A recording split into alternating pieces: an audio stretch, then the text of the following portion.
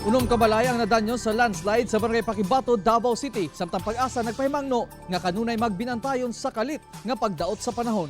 Anong report ni John D. Esteban.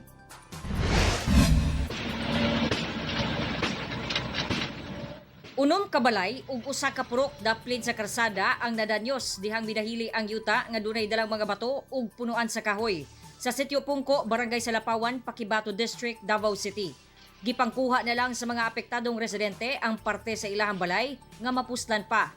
Alas 2:48 Martes sa kadlawon, dihang gipukaw ang mga residente sa kusog nga dahunog. Sa ilahang pagsusi, naglandslide na diay.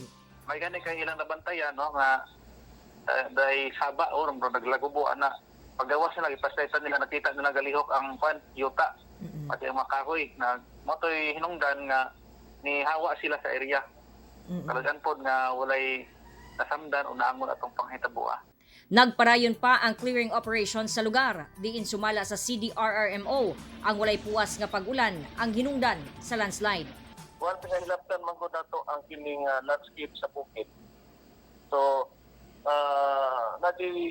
tendency nga mahumok na ng iyang pundasyon. Ano na gito siya, na-stack na po to siya nga tubig tungkol sa continuous na to nga nga heavy rain na sinadya dito sa maong lugar sa mga previous days.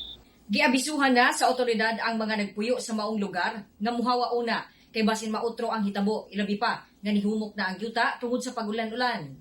Magbinantayan sila, tanawon nila ang sitwasyon diyan sa ilang pangpuyan, bantayan nila ang maong lugar. Kay kung doon na mga naghulog-hulog din na ang porsyon sa maong pangpang, dapat muhawa na gid sila din na kay mo na mga isang mga indicators nga doon na di tabong paglihok sa yuta, no? Mass movement. Sugod karong hapon, ulanon ang pipila ka lugar sa Zamboanga Peninsula, Northern Mindanao ug BARMM tungod gihapon sa epekto sa localized thunderstorms. Busa dili gihapon magkumpiyansa sa kalit nga pagdaot sa panahon. Tungod posible gihapon kining moresulta sa pagbaha ug landslide. Ang localized thunderstorm padayon paghihapon kini nakapekto dinhi sa Mindanao. Din sa hapon or sayo sa gabi, adunay mga kalit, mga pag-ulan, pagpanugdog, pagpangilat, epekto sa maong localized thunderstorm. Ako si John D. Esteban para sa One Mindanao.